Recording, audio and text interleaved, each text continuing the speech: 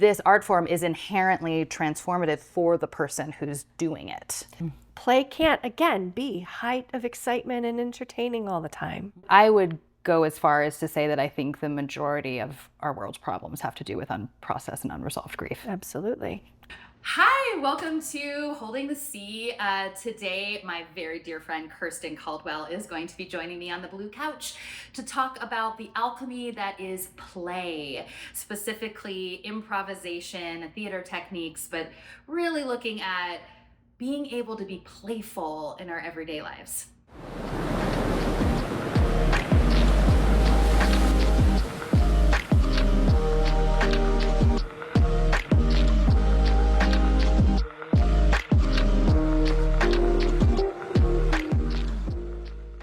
So let's officially on-ramp with maybe just talking a little bit about the work that you do, and then we'll kind of go from there. Okay. What is it that, what is this work that you...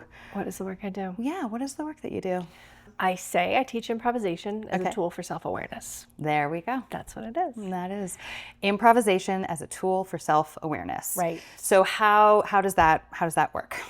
Well, it's like any other improv class, really, except without the concept that you're ever going to get on stage or you have to perform and be funny in any way. Yes.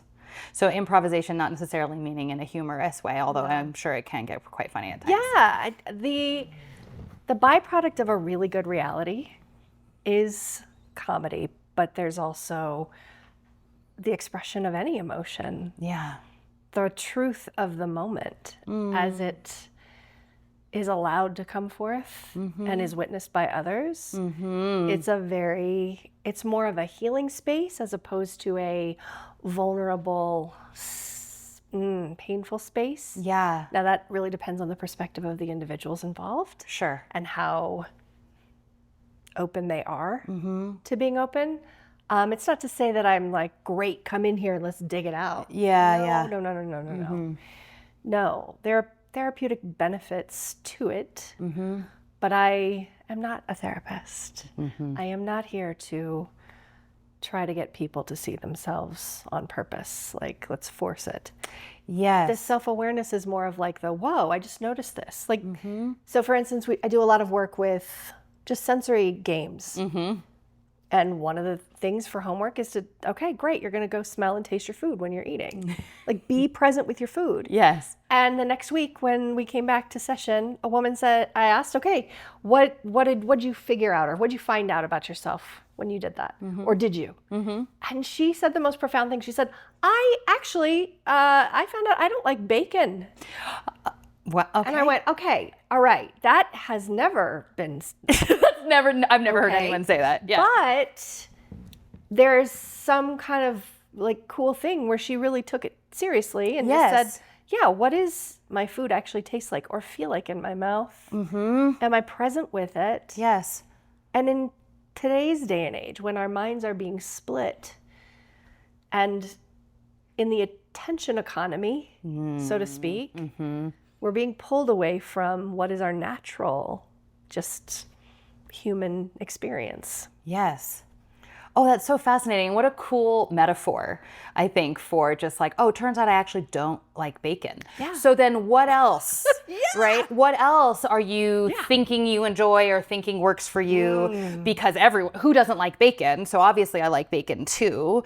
And then what is your bacon? Right. Well, and it's interesting that you even say that because I'm used to working with teenagers who are having to take improv because it's a class at their school. That's kind of where it started. I was asked to be there for a couple weeks. I was there for 8 years and then developed a curriculum using improvisation as a tool for self-awareness. And through an entire year, freshmen had to take improvisation.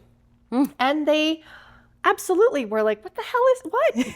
Don't. I'm not standing up in front of people. And no, you're not. Your whole group of you are standing up in front of people. You have people. You have strength in numbers. So how can you be okay with that and just letting down the guard? Yes. So for them, it was more, driving focus towards what have you not experienced in the world that you might like, because you've already got this no. Yeah. Fuck that. No. Yeah. Well, what if you lean in a little bit? Like, I didn't realize I liked sushi till I had some. Yeah. I didn't realize I liked being in certain places. Or have you ever just driven through certain parts of town and you go, I could never live here. You don't know why, but there's something that feels that way. Or there's something that says, ooh, I really want to live in New England. Never been. Why do I feel that way? And we all have that voice or that drive, or I guess we can call it our intuition, but not all of us know how to listen to it, or if we're listening to it, whether or not to pay attention and do what it says or ignore it. Well, societally, Yeah. we're pretty much indoctrinated to shut it off. Right. And it's funny, I was thinking about this a little bit ago, about how the phrase, for me personally, stop crying or I'll give you something to cry about, may that rest in peace, it started closing the doors of my intuition. It started stopping me, a big feeler, big expresser, Yes. curious kid into everything, touching all the things, and constantly being told, no, knock it off. Yeah. So that started being like the doors that would close things off. And then I grew up in a mortuary.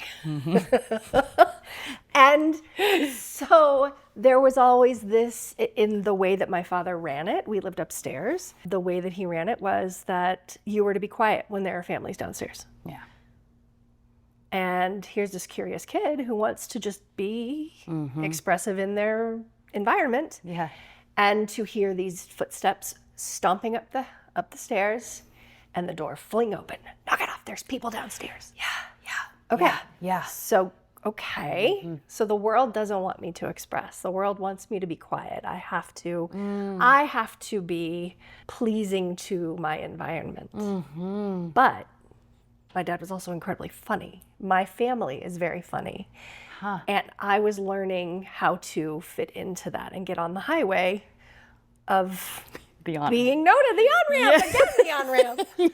The on-ramp of how do I get noticed? How do I get some attention? And being funny, I feel like at a very early age, being funny made me feel like that was love. Yep. And so dangle that carrot, continue. And the addict has begun, right? And then middle school, high school, I had a theater teacher who introduced me to improv. And there it is. We're off to the races. And I just knew, I joke that like the heavens opened up and I knew what I was supposed to be doing for the rest of my life. But it really did feel like it was a fire was lit that took me somewhere. But the learning within that has been hellacious. But that's okay. I'm here to alchemize that. I was just going to say that. To alchemize I was literally that. just going to say that. Yes, exactly. Yeah. And literally trial by fire, when you said it's hellish, right? Oh, yeah. That sensation of, okay, well then what's not needed gets burned away. I mean, all of those metaphors, whether it's alchemy or the bird. The phoenix. Yeah. All of those things. Yeah. I guess it's interesting, I think, with improv and theater, and I have, as we know, pretty similar upbringing, different in the sense of not being in a mortuary, but being in the sense of being expected to behave in a certain way under a certain gaze, right? So lots of photos being taken, lots of awareness on myself and my family, and expecting to show up in certain kinds of ways for the sake of other people. Well, our mortuary was in a small mountain town in Colorado. Yes. And so I remember being 4 or 5 and my dad pulling me aside quickly and saying, you represent the mortuary. And I was like, the hell I do? Yeah. Like, what does that even mean? Like, I am an extension of him. And that, I don't know, is it an older way of thinking? Or did we just hate it so much we're like rebelling against it?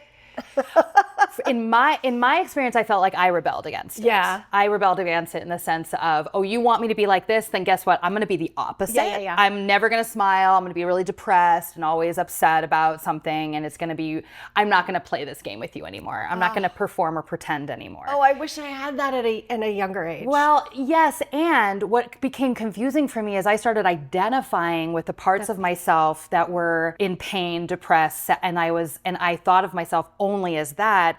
And so I purposely hid my light for so long out of a rebellion that I identified with that. But that's really not who I am. Yeah. It's interesting because I know those pieces. Yeah. But they're at different times in my life. So I thought I was shining my light to the world. Funny. I thought that's it. That was it. That's all I needed. But it turns out that's like in the checklist of all of me. That box has been checked so much that the paper is broken. And you can't even see the next few things on the list. Yeah.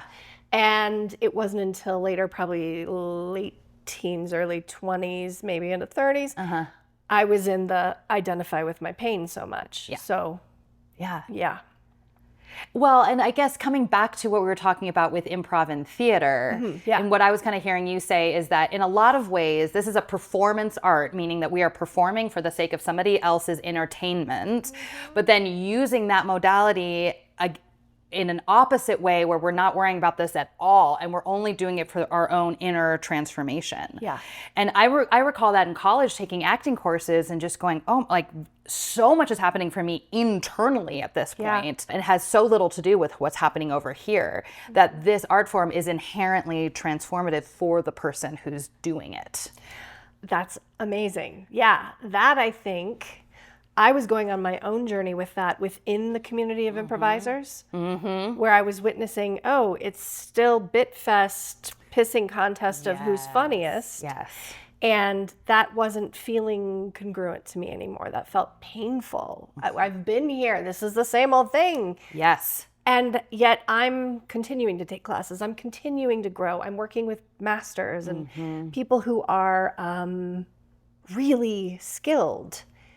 And maybe not in the big lights of everything in the world of improv. And I'm feeling just not like I'm in the right place anymore, but not wanting to break up, not wanting to fully take the dump. The very, very similar experience. Yeah? Yeah, where I knew I loved theater. I loved the art form deeply. Yes. And I knew it was extremely unhealthy for me. Yes. Because all it did was make me even more obsessed about what people think of me. Right? Even more obsessed. Everything was obsessive about that. Yeah. Developed an eating disorder, all the stuff to try to be that perfect thing that everybody else needed me to be. And I could feel that it was unhealthy. Yeah. Right? I could feel the fact that I can't go on stage unless I've had a couple of drinks in me. Yeah. Well, wait a second. I shouldn't be, if this is something I love to do so much, I shouldn't have to be a little inebriated to do it, right? And so that's what made me backtrack, and that's how I found drama therapy. Because I knew, I was like, I know I need this to be a part of my life, but I wasn't in a good enough soul space to be the one on the stage yet. And that's something now I just recently feel like I'm coming into, where I have enough confidence in myself. I mean, it's still hard sometimes, I want to look in the mirror and be like, but I had enough confidence in myself that I can show up as me and not try to be something for you. Okay, that's where I am right now. Okay, great. I think I'm getting it. I mean, I'm literally 2 days past the precipice of hitting something. So I let me find it. You need to find it. Take your time. So I'm in a class called Inspired Speaking, and it's about what I've always done on stage but didn't consciously know I was doing. I heard someone say, actually I heard an interview with Stephen Colbert recently where he was talking about learning from Del Close, the gentleman whose work was created at I.O., Improv Olympic, where I studied in Chicago. And Del would say to them when they first started, hey, don't go out there and improvise. Go out there and open up all of your senses and channel. And I was like, whoa, all the tingles and everything. I said, okay, that's what I've been doing on stage. And here as I have been unraveling and healing from the need to be seen, and then going completely into a chosen isolation. Yep. And a chosen offline and cutting ties with everything. And then the pandemic, also helped with that. I'm like, how do I appear in the world? How am I safe if I've been told from a young age to shut up, you're not good enough, but funny is the only way you can be? Well, then what is missing? And in reconnecting to her, little me, I realized growing up in the funeral home, I was feeling things all the time. I felt energy behind me, and I didn't know what the hell it was. Yeah. And I didn't have anyone to contextualize it for me, nor they just thought I was picking up. My dad thought, well, I didn't teach you how to be afraid.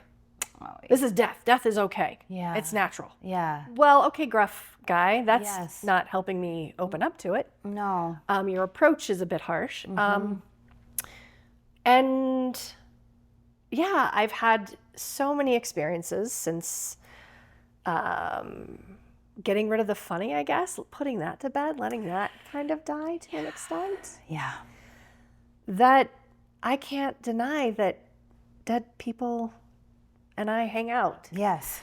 I am practicing mediumship. I am talking with animals. I am probably crazy to a lot of people, but I've had such rich and deep and real instances that I had to go in that direction for the sake of, what the hell is this? Yes. Can someone explain it? And it's finally a space where that is being explained. Yeah.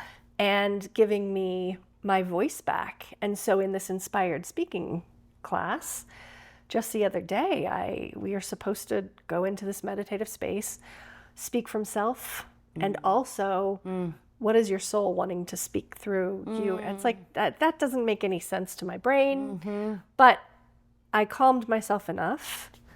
We had our topic we were talking about. Okay, improv, I got a topic, I can do that. And then I spoke, but then at the very end, other people were crying with me. We were all crying on Zoom together. And I'm like, what the hell I don't know what just happened. Can you give me feedback on that? And it was a matter of, I went into a panic at the very end, like, oh shit, no, that was me. Trauma dumping, wasn't it? Wasn't I trauma dumping? And they're like, no, that wasn't trauma dumping. There's a difference between trauma dumping and then something just coming from you because that really was your lived experience. Oh. And it's one of those things, it's like, how do you put words to that? I don't even know if what I'm saying right now is making enough sense. Well, what I'm picking up from what you're saying is that laying to rest, pun intended, the need to perform. And I mean it as a need. Absolutely. A need as a survival need. Being able to heal enough to let that go. Yes. Then that leaves space open for a more self-aware, in-tuned, intuitive voice to come out of us. Authentic. And I wonder if that's maybe that's where the difference is between this is just my authentic, real story, and I hate the idea of trauma dumping, to be honest, in general. Yeah. But I think what people mean by that is when it feels performative. Let me give you all my trauma so that then you feel bad for me and you want to be, or whatever, like it feels like I'm doing this thing on purpose for... Again, to get something out of you. Yeah, I was getting nothing. I was not there to get anything out of it. Yes, right. Exactly. That's pretty much what the instructor said at the end. Oh, it was almost so good job. Oh, thanks. He would give you you would get a lovely job. Yeah. But I think what I was really struck by and was journaling a lot about yesterday, processing it, was my body still holds the fear of showing up as me. Yes. I just felt emotion come up when you said that. Yeah. Yeah. At 51. Yeah. I'm still saying, what the hell is me? And I am feeling drawn to go back and find pictures of myself as a child and have them around me. Yes. Gosh, when you said even at 51, my brain just went, may we all be doing this when we're 51. Yeah. May we all be ever evolving. Yeah. Because what the hell else are we, I don't know. What the hell else are we doing here if we're not ever evolving? Please believe I came from the family of non-evolving. Yeah. And I'm definitely the odd one out, but the one who said, no, I see all the shit and I'm going to call it out. Yes. And you're not going to like it, but I really feel like we all agree this is still happening. Yeah. And maybe it doesn't need to.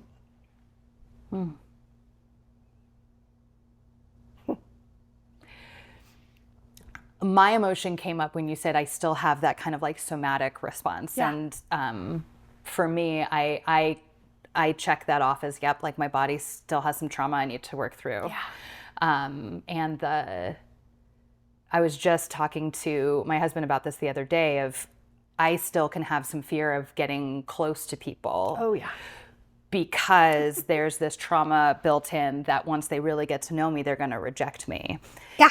And that unfortunately is something that I have experienced through my life up until even recently. And it's hard for the parts of me that go, see, we told you if you got this open with people, they would leave. Yeah. And now it's happened, versus me going through the hellfire of learning that one of us in this relationship where one person leaves, one of us was going to have to leave this relationship in order for us both to remain in our authenticity. Yeah. And that's a really hard one for me to learn. Oof.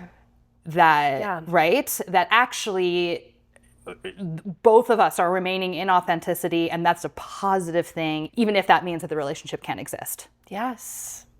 And that's been one of my big hurdles lately. And then going into new friendships, like, I have this strong desire to do what you want me to do so that you don't leave me.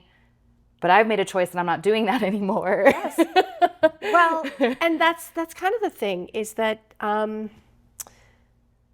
mediumship hasn't just been about, let's talk to dead people. We don't sit around and go, great, cool, dead people, come on in. Yeah. That's not how it works. That's silly. It's more about going back to the bacon thing. How still are you? How present are you? How much can you trust putting into words what you're feeling in your body in this moment? And that happens to be somebody who's here with us can say, I know somebody like that. Yeah. I think I know what you're saying. Like that resonates. And that, even in just a regular social setting, for me is what I would much rather have in relationship with other people than let's all go to the bar and see who the funniest person is again. Yeah. Because that's all performance-based again. Exactly. And interesting you say go to the bar, too, because I think in a lot of ways, like I was saying before, to me, if you have to rely on a substance to get there, then that's probably not what it is then, right? It's probably helping the performance. Probably. Yeah. It might be a clue. Yeah.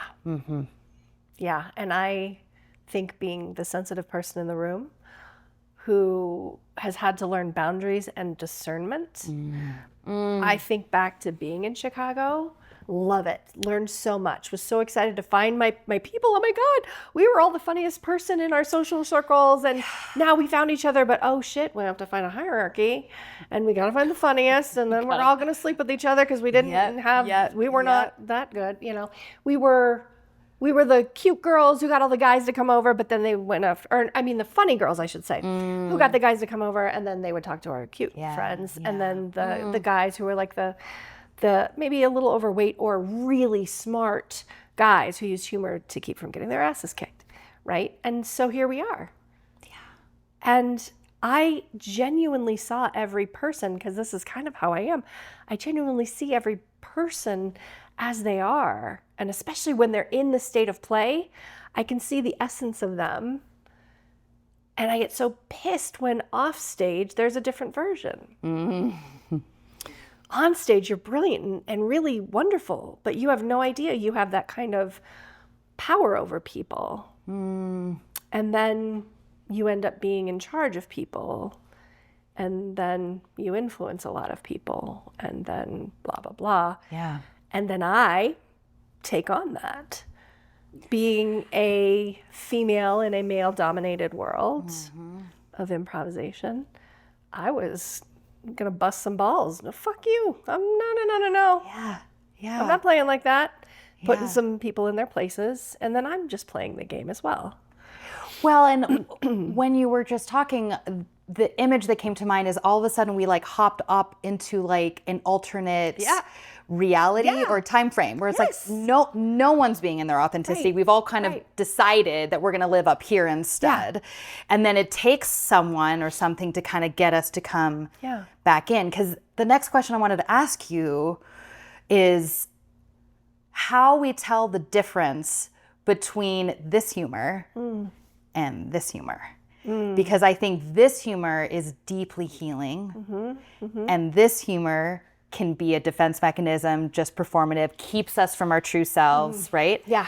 And how do we tell the difference between the two? Well, it's interesting because I see them, like who's willing to take this new information and keep growing and evolving with it and feel the pain along that. And not just stay in the safe place of this works, so I'm not going to change. And that's not to say that my entire time in Chicago was nothing but this, but it was a lot of that. Yeah. And I kept looking for other, what else is filling my cup? What else is teaching me more? I'm a seeker. Yeah. I want to know the truth. I'm a fucking Sagittarius. Yeah. And so I don't know. It's so funny.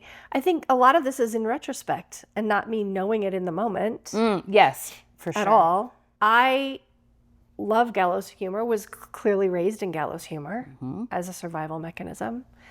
But also it gets to the point where that's cutting too close. And why don't we just first get to the healing, then let the laughter come? Or let the laughter come in bits and pieces. But not stay.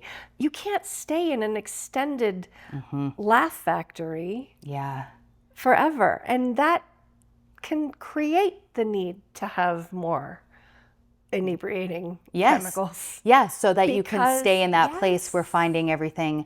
But I think where you're going with this is there's this nuance between, and I've been noticing I can feel it somatically. Yeah. I can feel it. I even notice that if I'm smiling or laughing inauthentically, my jaw will start to hurt. Interesting. Like I know I'm screwing my smile on versus that just came out of me authentically. I hear it in my voice. And your voice, what happens with your, mine goes deeper. I go sing-songy.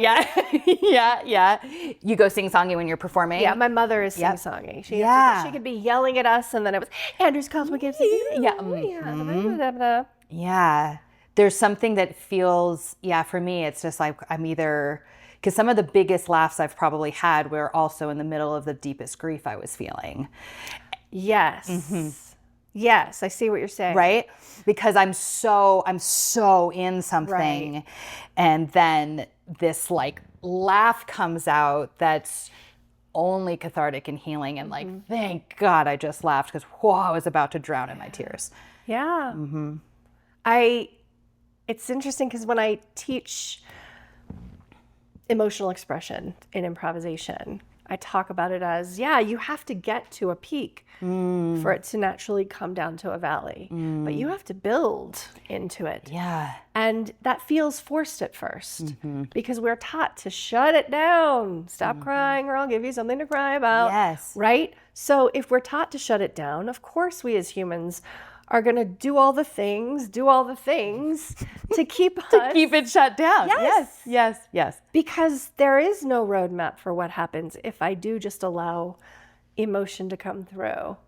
But I had a kind of a vision in a meditation of being like, we're all a bunch of different wind chimes. And you're just a wind chime walking along. And sometimes as an empathic person, I'll go through the store, I enter a certain way, but I leave a certain way. Yeah. And so I started recognizing I might have just walked in aisle 7 through someone else's trash. Yes. That they didn't realize they had. And now I'm snotty to my husband or my kids or somebody. And what is that about? Like, if I found personally, if I just let that emotion start coming through me in the moment that it's happening, and let it get to its end, I'm delivered somewhere else. And it hasn't failed me so far, other than it scares the shit out of my kids. Yeah. So I have to go realize, okay, no, I don't just get to do this all the time. I don't just get to be angry because I'm angry. Or because they did something that made me angry. Yeah. Yeah. Right? Yeah. So watching that real-time interaction and then going, oh, good job, Mom, without the self-flagellation, Yeah. which is difficult, Yes. to go and say, I'm going to take this downstairs. I'm going to take this to the journal. I'm going to take this to the rebounder. I'm going to take this to the, just a couple of pieces of music that my arms can shake it out to, or my butt wiggles to, or whatever. Yes. Yes. Well, because especially I think while we're on the topic of anger, it's such a physical emotion. I mean, they all are very physical, but anger in particular feels like one to me, that it does need some kind of physical release to let it move. Yes. Absolutely. Yeah. And it can be fun inside of improvisation. Not when it's something you are currently feeling. That is not where we go, but it pulls something from a hat. But great, this is we're going to play with this one right now. And playing with the concept of this emotion in this moment. So what's the importance of the word play here? Because you're really emphasizing that, and I think it's a really important word, especially for adults. But what does that mean to you, to play with something? To play with something? An emotion or... Well, dogs, animals use play as a way to learn about the world. Yes. They learn from each other. That's gone too far. Same thing happens with kids. Kids in play, in true play, not on a screen. Yes, yes, yes.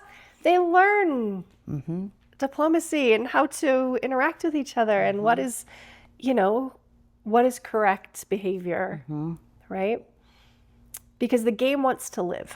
But it's just a thing that doesn't exist to live. Yes. until we get into it. And it takes a little while because our brain wants to figure out the game. Yes. And if I figure out the game, then we'll play the game. But when your body takes you on the ride of the game and you allow the mind to be quiet and you allow the game to be played through you, everyone is enlivened. The game is enlivened. The people are enlivened. And I think of everything as a game. So I think that when I use the word play, I've never been asked that question. But I think when I use the word play, I'm talking about that's how I approach everything. I have a playful way of approaching grief. I have a playful way of approaching anger. And without that context, people around me would think, what the fuck is wrong with you? Well, because we are, again, socialized to stop playing as we get older, we need more serious. In my world as a drama therapist, we used play. The idea for play with me was that it offers more permission. Yeah. It makes things less serious in the sense where we're just playing. We're just playing. Yeah. Like, it's almost using the idea that play isn't real or serious work as an excuse to get you in, and then you go, okay, if you're just playing, then maybe it looks like this. And then they realize they don't like bacon. You know what I mean? They're like, oh my God, like all of a sudden something becomes extremely real. In the moment when we were just playing. I think it's a similar thing with trusting our imagination. Yes. Oh, I just made that up. It's just my imagination. Is it? Or is there something more happening? Imagination to me, this is a word that Spolin uses. She doesn't like it in her world. Yeah. Because it means you're in your head. If I'm imagining that I'm seeing pictures of something, but if I'm truly in play, there is energy moving through my body. She wouldn't use words for it, which I think is why it's hard for me to explain it. Yes. But there is energy moving through my body that enlivens me, that brings the sense of this is currently happening in my reality right now, and I am playing through that reality. Yeah. I am playing in that reality. I'm letting it be expressed through me. Yeah. Yeah, ultimate presence Right. And is play. And I will say something that doesn't get said often, but to boil everything of improvisation down into yes and is really just so corporate people understand, I think. Sure, yeah. That's that. It's great. It's wonderful. Yes, that's a concept. It does help people who have that the naysaying, to step a little closer and to make it logical steps to do. But that still is all putting people in their head. What if we just stand here, listen to the lower 90% of our body, Yes. and after you say your name, you listen to what your body wants to do. And you do that, and we all say hi. You know, hi, my name's Kirsten. Okay, great. Hi, Kirsten. Great. Wonderful. Now it's your turn. We're going to do yours, and we're going to do mine and yours. Then we're going to do yours and mine, and then all the way around. It loosens up a group of people who came in as individuals and start combining as peers and seeing each other and opening up. And it warms the space. Yeah. Oh, I love that. But then that takes me to the next thing that really can be sticky, which is when that trust is built, then there can be the space for coercion, which is something that pulled me fully out of that kind of world, because it can be enticing for underdeveloped individuals who suddenly have power because they're funny and they've been funny for X amount of years. Yeah. And, you know, that longevity thing doesn't necessarily mean you've got the emotional ability to not take people on a bit of a ride. Yeah. Well, and then looping back to the work that you ended up, it's interesting to use the tools that were part of the coercion to begin with, but then sort of reclaiming them as tools for self-awareness. And when the more self-aware we become, the less susceptible we are to coercion. Well, it's absolutely. I think what I, in retrospect, know about improvisation is that it has been the parent for me. It has shown me how to be myself. It has given me permission to be authentic. I'm still working on how to do that off of a stage. On stage, I can go and do whatever, and I'm not concerned about how I look or what happens. I get off stage, and why did I step into this cloud of paranoia? Oh, yeah. So learning to then know that that's a part of me that I can activate somehow off stage. Yes. To be confident and be okay and not give a shit what anyone thinks. Yes. That was, I think I was telling you last time we spoke, one of the theorists I study is Augusto Boal's work, Theater of the Oppressed. And one of my favorite quotes of his is this idea of we are rehearsing for the revolution, rehearsal for the revolution. And whether that means in a big community of people or just our own personal revolution of I know in my cells what it feels like to feel confident and authentic when I'm in this space.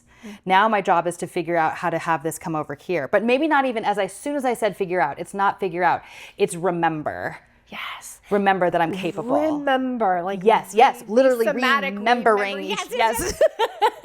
And that's yes. That's what was coming through with the processing of what happened a couple days ago for me was all of the wiring I came with got shifted and rewired into conditioning. So that I could be pleasing to the family and the religion and the world. And then trauma took over, and the rediscovering and the remembering is taking that wiring and putting it back into its original. I mean, my goal for my own kids was how close to the original packaging can I keep you? Yes. But you throw in mom with trauma. Yeah. It's gonna. And holy shit. We're all gonna play this together. Yeah. There's the word again. Yes, and we're all in it and discovering it together. Yeah. And I mean, I wanted to come back to something you said that you said, I play with my grief. Yeah. You know, because our family is going through an active grieving process right now. Yeah. And I had somebody ask me, well, how do you explain grief to your children? And my answer was more or less, I don't. Nope. Because I am still figuring out what grief is. Yeah. Grief is ever evolving also. Yeah. I include them in that process. That's it? Yes. We, over a span of 5 years, have lost predominant people in our world. Yes. The first one actually was my dog. Yes. And it was during the pandemic, and the kids were online school, and I remember saying, no, we know we have to do it tomorrow. We have to take him in. Yeah, yeah. And I said, this is what we're going to do. We are going to do this as a family. You don't need to go on to your online school. We're going to go do the thing together. And when we wake up, we're going to say all the things we want to say. We're going to hold him. We're going to do all the things. Let's just be in each moment. Yes. That's become a really big piece for me. Yes. Because what else do we have? Exactly. And my mind is freaking out thinking, well, tomorrow morning I'm going to wake up and he won't be in bed with me. And shut up, back here. Yes, and really, yes. It was Spolin's work that was bringing me. Yes, the I presence. Was hearing side coaching in my head. I was hearing, feel his fur. Yeah. Feel your daughter next to you. Yes. Let her cry. Yes. And going through all of that. And then allowing myself to do the same when the next day I had to show up on Zoom and teach a class. And these same people had seen me the day before, like not the day he died, but the day before that, and I was totally normal. What the hell am I going to do? Oh, stop that. Let's refocus the mind. Feel the water as you're washing your hands. Yeah. Smell the soap. Yeah. Oh, you can hear the garbage truck outside. I turned on my senses, and I gave myself permission to, at the end of that class, when I turn it off, go fully into it. And they've heard me, they've saw it happen. They hear me tell that story to people. That helped them then the next year when their grandmother had a brain tumor. Yes. And we were all inside of that. Yes. And we showed up to the house, and she's a little different. And then a few weeks later, we show up and she's a lot different. Just giving this permission for, you don't feel like talking right now. Great. Because I think the word play gets misused.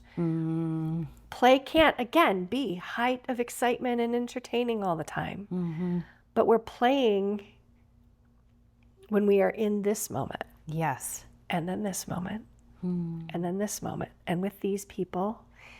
And when we attune ourselves to the energy of what each room has and how we could best be of service or not. I love this so much in relationship to grief, because a lot of people I hear talk about almost feeling guilty for not thinking about their loved one constantly. Oh, right? Oh, yeah. Or guilty the first time I laughed, or almost feeling like in my grief, I owe it to them to stay in this space, right? And it makes me sad too, right? That, and I've talked with Zoe, my sister, who you know, about what we both feel like is true grief is that it includes joy. Yeah. And it isn't thought about usually. It's not one of the steps of grief, right? Yeah. But I think joy is also something that kind of is misused. I imagine when you were in that class, there was a sense of somatic joy happening in you that you were present. Yeah. Yeah. In that moment. Oh, that was a pivotal day for me to say, whoa, the game is keeping me away from my emotion, which is something I had never allowed myself. If the emotion's present, I just have to stay. I have to stay.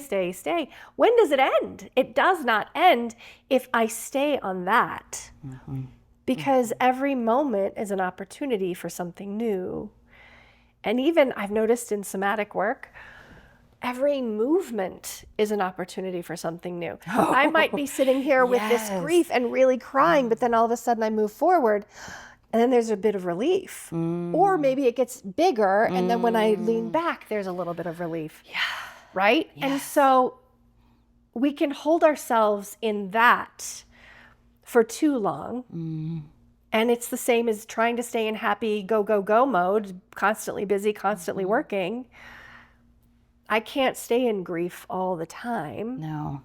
I was in other people's grief. My home was like stewed me in other people's grief. And I didn't know mine from someone else's, Yeah. from a hole in the wall. And so the boundaries, the discernment, the having to fall on my ass really hard to jar myself away from the things that I thought were my people or my community, to keep on the path of healing and the path of expanding and play there, play through in real time in my life. That, I think, I'm realizing in this conversation, has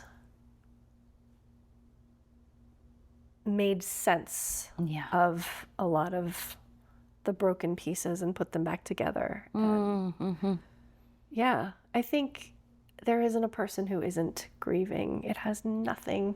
I couldn't agree Well, more. I shouldn't say it has nothing to do with death. It has everything to do with loss. Loss, yes. Everything to do with loss.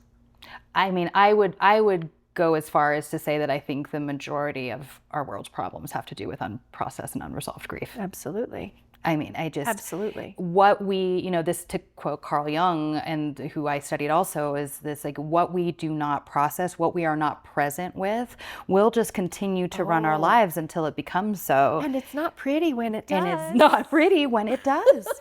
People start wars. Well, yeah, I was thinking personally. Sorry, well, I inner have wars. not shown up in my best light. No. But yes, the wars. I mean, we don't need to go all the way there, but that, yes, it is not pretty when those unconscious drivers are at the wheel. Yeah. And, circling all the way back to why performance art, but I would say any kind of art, really. Like the art, the creation, play is what brings us back into this place of, okay, now I can be with my grief and not be terrified of it. Yeah. That's another really big piece that I think play can help with, is we can be present with something and not be over here having an opinion, having a should, having a fear. We're just here with this hard thing. My most favorite place to teach is inside prisons, where That's incredible. Yes. I think of it as I just go in and I'm handing people back their 5-year-olds. Yes. And Yes. to talk about being in a space of grief and all the different personas that come up within that type of a setting. It's interesting how much healing can happen when you see someone and you allow them to be who they are and play through who they are in that moment with you. Yes. Yeah. I don't know where else I'm going with that, but yeah. No, I mean, I'm going back in my mind of all the different experiences I've had of witnessing that as well. Witnessing someone wake up to themselves. Yeah, I mean, there's no more profound And moment. feel okay with that. Yeah, exactly. When we were talking about on-ramping, right, we kind of started in this place of we know enough about each other's backstories to know there were these things happening in childhood, right? And how we came through this idea of play, art, creation, alchemy to continue to understand our own selves, our evolving selves. Yeah.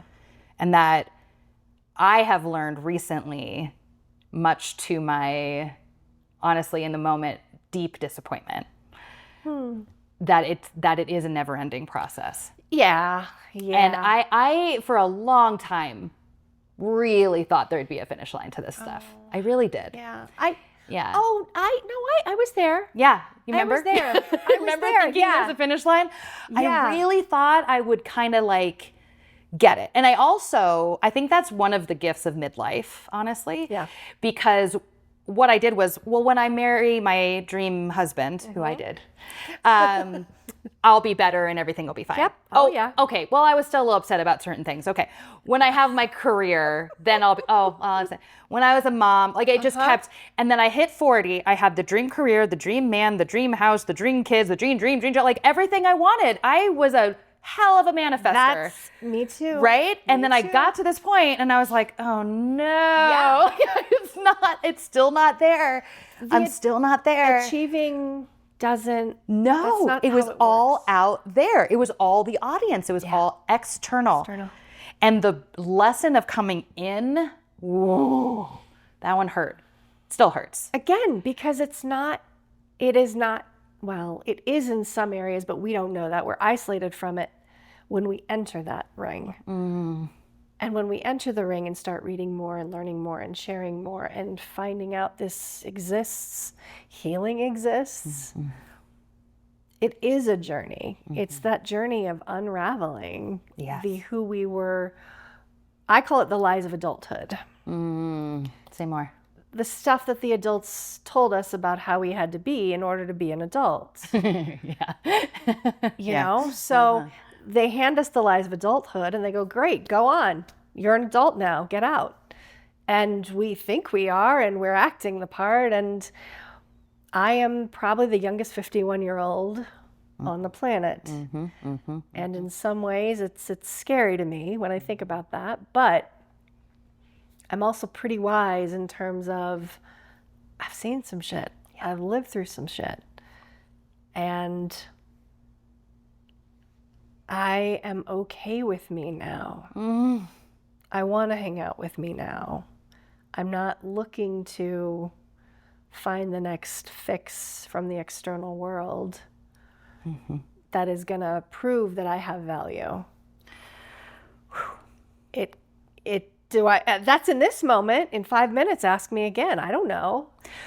And the way you just said, yes, and the way that you said that landed with me as you do know that that is your truth. And therefore it can come and go. Yeah. Because there's faith that it will come back. I don't think, I know we all have the same thing. Yeah.